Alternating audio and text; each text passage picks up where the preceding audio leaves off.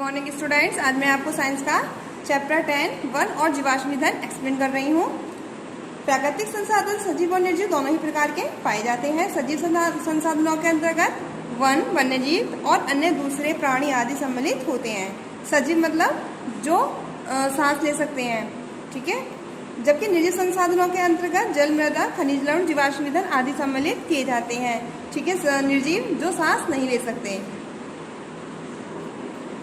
One, वन्यजीव ये सांस लेते हैं, प्राणी हम लोग सांस लेते हैं, लेकिन जल, मृदा, खनिज लवण ये निर्जीव हैं, ये सांस नहीं ले सकते। वन, वृक्षों द्वारा घिरे हुए विस्तृत भाग को वन कहते हैं। आपने देखा होगा जब बहुत सारे पेड़ लगे रहते हैं, ठीक है। विश्व की लगभग 30% भूमि वनों द्वारा ही घिरी हुई है। प्राचीन काल में यह प्रतिशत बहुत अधिक था, ठीक है, लेकिन बढ़ती हुई जनसंख्या की आवश्यकता ऐसे खेती के लिए भूमि, रहने के लिए घर आदि के कारण वनों को नष्ट करके भूमि प्राप्त की जा रही है, जिससे भूमि पर वनों का प्रतिशत घटता जा रहा है। आपको ये पता है कि अब पेड़ बहुत अधिक मात्रा में काटे जा रहे हैं, ठीक है। तो पेड़ों को काटने का मतलब यह है कि प्रदूषण ज़्यादा होगा, ऑक्सीजन की कमी होगी। अगर हम ज़्यादा पेड़ पौधे लगाते हैं तो ऑक्सीजन अधिक होते हैं, उससे प्रदूषण भी कम होता है। इसलिए हमें अधिक से अधिक पेड़ पौधे लगाने चाहिए। लकड़ी, मनुष्यों के लिए लकड़ी कच्चे पदार्थ के रूप में सबसे महत्वपूर्ण है। इसका प्रयोग ईंधन, फर्नीचर बनाने, मकान तथा नाव आदि बनाने में किया जाता है। इससे लुगदी बनाई जाती है और लुगदी से कागज बनाया जाता है। लकड़ी से कई रसायन भी प्राप्त होते हैं, जैसे ग्लिसरीन, एसिटिकम, एथिल अल्कोहल इत्यादि। लकड़ी से सेलुलोज भी प्राप्त होता है, जिसके द्वारा कृत्रिम रेशे और प्लास्टिक का निर्माण किया जाता है। लकड़ी ठोस और कठोर होती है, इसे किसी भी आकार में काटा जा सकता है और पूर्ण रूप से तैयार होने के बाद लकड़ी न तो सिकुड़ती और न ही फैलती, ये कीड़ों की प्रतिरोधी भी हो जाती है। वनोन्मूलन, वृक्षों को बिना सोचे समझे अधिक मात्रा में काटकर वनों को नष्ट करना वनोन्मूलन कहलाता है। वनोन्मूलन मुख्यतः मनुष्य द्वारा उसकी आवश्यकताओं की पूर्ति के लिए किया जाता है। इसे इसी प्रकार भी व्यक्त किया सकता है कि मनुष्य वनों को नष्ट करके खेती के लिए भूमि, रहने के लिए शहर बनाते हैं। इसके अतिरिक्त वन के वृक्षों की लकड़ी से भी वह इमारती लकड़ी तथा ईंधन भी प्राप्त करता है। वनोन्मूलन के कारण मानव जाति पे बहुत बुरे प्रभाव पड़ने शुरू हो गए हैं। ये बुरे प्रभाव धीरे धीरे मानव जाति को और अधिक प्रभावित करेंगे। लकड़ी के विकल्पों का उपयोग, वनों के संरक्षण के लिए लकड़ी के विकल्पों का उपयोग करना चाहिए। औजार, फलों, चाय, औषधि आदि को रखने के लिए मुख्यतः लकड़ी के बॉक्सों का प्रयोग करना चाहिए। हम इन लकड़ी के बॉक्सों के स्थान पर प्लास्टिक और गत्ते से बने बॉक्सों का उपयोग कर सकते हैं। इसी प्रकार नाव, माचिस, फर्नीचर, अन्य सामानों के उत्पाद में लकड़ी के विकल्पों का उपयोग करना चाहिए। कागज उद्योग में लकड़ी की अधिक मात्रा का उपयोग होता है। इस उपयोग किए हुए कागज का पुनर्चक्रण करके लकड़ी की खपत को कम करना चाहिए।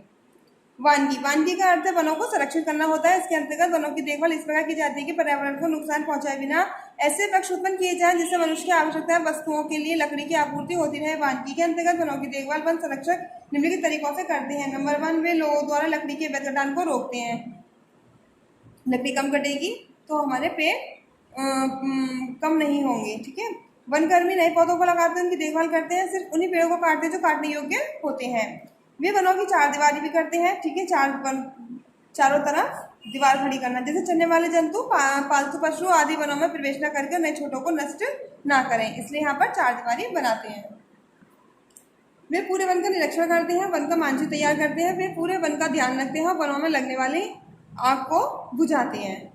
वानिकी के सिद्धांत के अनुसार वनों में एक समय में कुल वृक्षों की संख्या में से कुछ ऐसे वृक्ष काटे जाते हैं जो वनों में इधर उधर पड़े रहें और अपने बीजों को प्रकटित कर देते हैं, जिससे नए वृक्षों का जन्म होता है। जब वन में भूमि का कुछ हिस्सा साफ हो जाता है तो वनकर्मी उस स्थान पर नए पौधों को लगा देते हैं। ये पौधे पहले से ही 2-3 साल तक पौधघर में बड़े किए जाते हैं, ठीक है, यानी पहले से ही तैयार किया जाता है। जब कोई पेड़ कटता है या गिर जाता है तो उसके स्थान पर वो पौधा लगा दिया जाता है। नए पौधे लगने वाले स्थान पर कुछ बड़े वृक्षों को नहीं काटा जाता है। ये वृक्ष छोटे पौधों को छाया प्रदान करते हैं। जब पौधे बड़े हो जाते हैं तो पुराने वृक्षों को काट दिया जाता है। यद्यपि छोटे पौधों को ठीक प्रकार से लगाया जाता है, किंतु 2 पौधों में से केवल एक पौधा ही पूर्ण रूप से विकसित हो पाता है। बाकी पौधे मृत हो जाते हैं, जिनका उपयोग कंपोस्ट और लुगदी बनाने में किया जाता है। वन रोपण भी वानिकी का एक भाग है। इसके अंतर्गत स्थान पर वृक्ष लगाए जाते हैं जहाँ पर पहले वृक्ष नहीं थे। जीवाश्म ईंधन, अनेक शताब्दियों से ही मुख्य रूप से प्रयोग होने वाला ईंधन वनस्पति था। इसके अंतर्गत सूखी घास, पत्तियां, लकड़ी और सूखे पौधे इत्यादि सम्मिलित थे। आज के युग के जीवाश्म ईंधन के रूप में लकड़ी का स्थान ले लिया है। कोयला, तेल और प्राकृतिक गैस मुख्य जीवाश्म ईंधन है। जीवाश्म ईंधन कैसे बनता है, इसका उपयोग क्या है, इसके बारे में हम पढ़ेंगे। बनने की क्रिया और उपयोगिता। करोड़ों वर्ष पहले से मृत पौधों तो पशुओं की परत जमीन में नीचे कीचड़ में दबती रही और धीरे धीरे विकसित होती रही है। जैसे जैसे समय बीतता गया उच्च दाब और दाब के कारण ये कीचड़ चट्टान के रूप में बदल गई और मृत पौधे एवं जंतु कोयला, तेल और गैस के रूप में बदल गए। इन पौधों के पशुओं के जीवाश्म मुख्यतः कार्बन और हाइड्रोजन से बने यौगिक हैं। ठीक है, कार्बन और हाइड्रोजन से बने यौगिक को ही हम हाइड्रोकार्बन कहते हैं। जीवाश्म ईंधन अधिक मात्रा में ऊष्मा देता है। 1 किलोग्राम जीवाश्म ईंधन 1 किलोग्राम लकड़ी ईंधन से अधिक ऊष्मा देता है। एक किलोग्राम कोयले से प्राप्त ऊष्मा की मात्रा 1 किलोग्राम सूखी लकड़ी से प्राप्त ऊष्मा की 2 गुनी होती है। गैस और तेल की ऊष्मा की मात्रा लकड़ी की ऊष्मा मात्रा की 3 गुना होती है। इस प्रकार जीवाश्म ईंधन से हमें लकड़ी की अपेक्षा अधिक ऊष्मा प्राप्त होती है। जीवाश्म ईंधन का परिवहन और संग्रहण भी आसान है। इसका उपयोग भी बहुत सारे तरीके से हो जाता है। जीवाश्म ईंधनों के पूरे प्रभाव। जीवाश्म ईंधनों की उपयोगिता के साथ साथ कुछ बुरे प्रभाव है, जैसे कोयला और तेल में सल्फर की मात्रा बहुत अधिक होती है। जब सल्फर युक्त ईंधन को जलाया जाता है तो वातावरण में सल्फर डाइऑक्साइड जैसी विषैली गैस प्रदूषक के रूप में निकलती हैं। आप इस चैप्टर को स्वयं रीड करेंगे, आपको चैप्टर 6 समझ में आएगा। Thank you.